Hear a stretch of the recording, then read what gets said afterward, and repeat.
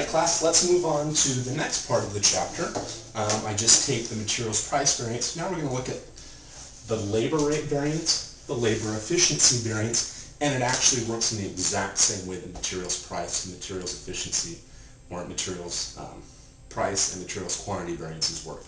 Let me point something out before we go through this example though. The textbook does go over some journal entries for those variances. These are on page 955. You're not going to be tested on that. None of your homework will have you doing those journal entries. If I were you, I would take a look at them because they're pretty simple, but I just didn't want to get into any sort of journal entries in this class. But most of you have had accounting 111 and 230 and understand journal entries, so you can see those and make perfect sense of them. We're just not going to go over them. Alright? So let's move on to the labor rate variance. If you have your textbook, which I recommend you do have, on page 957, we're going to go through this example in the textbook. Once again, it's the boats. We're building these boats, and each boat needs to have so many hours of work, and we're going to look at the actual rates. Well, you may say, well, we know what the rate is for every employee. How can that change? Well, the rates can change if our employees are working too many hours, because then you add overtime. So then what happens is that average rate can change. You may have newer employees, older employees. Newer employees might get paid less, but it's going to take them longer. Older employees that have been there for a long time, might get paid more, but they're faster, they're quicker, they're more efficient, better quality possibly. So who do we want? Well, I don't know. We've got to take a look at the variances and take a look at these employees and see how they're doing. Well, let's take a look first at our labor rate variance. To calculate that, we're going to take the actual hours times the actual rate. So we're going to take all the hours that we used during this time period to make these boats times the actual rate. Then we're going to take the actual hours once again and compare it to the standard rate.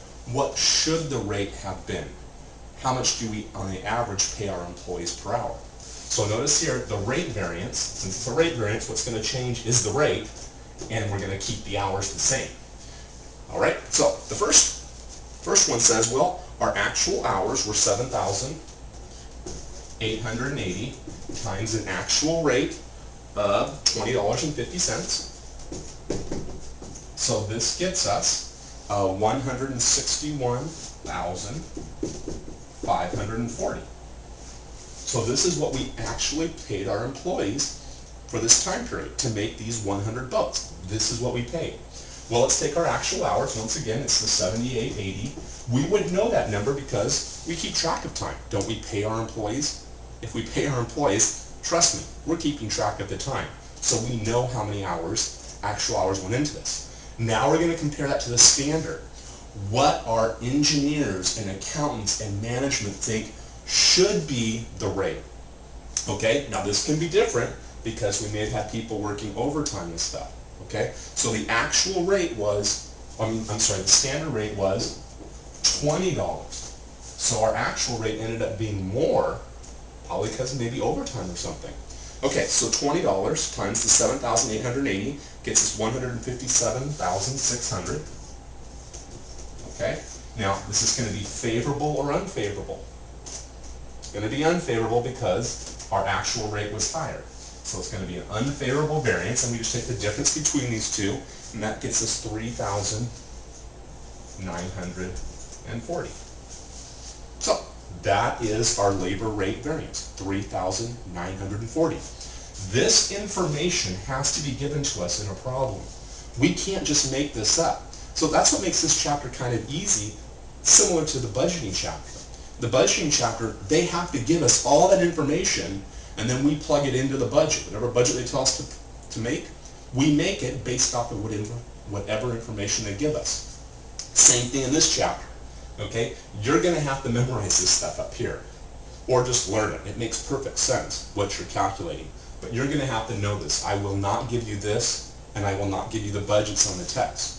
You're going to have to take the information and prepare this. Calculate your variances. Calculate your budgets from the previous chapter. Okay. So let's move on now. For the labor efficiency variance, you're going to take your actual hours, 7,880, times your standard rate. Now notice, this is easier than the materials variance because these actual hours don't change. So this equals that. Whereas in the previous video, that wasn't the case with materials, because with the price variance, it was materials purchased. With the materials quantity variance, it was materials used. When you're talking about labor, you don't have a purchased and used. Whatever our employees work, they work.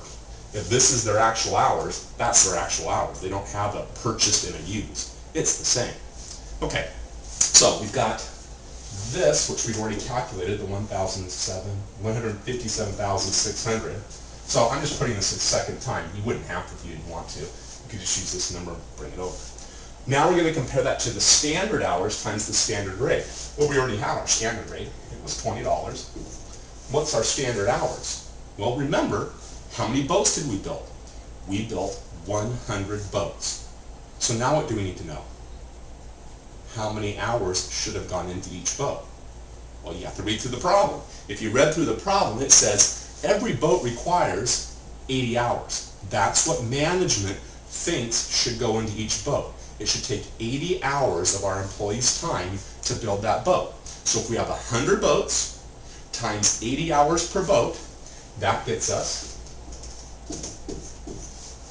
8,000 hours. 100 boats times 80 hours per boat, 8,000 hours times the $20 per hour gets us 160,000. So this is what our actual hours, this is our standard. So we know right now our variance is going to be favorable, and the difference is 2,400. When you take the difference between these two, it's a $2,400 difference, and it's favorable because our actual hours, how many hours we used, was less than we thought. We thought we were going to need 80 hours per boat for the 100 boats. That's 8,000 hours. But our employees actually did it in 7,880 hours. So that's good. We have a favorable variance. So now we've learned the 4 variances. You need to know all 4 of them, how to calculate them. I've gone over in detail each one of them. Your homework problems will have you doing these multiple times to make sure that you understand them. So good luck, and I'll see you in the next chapter.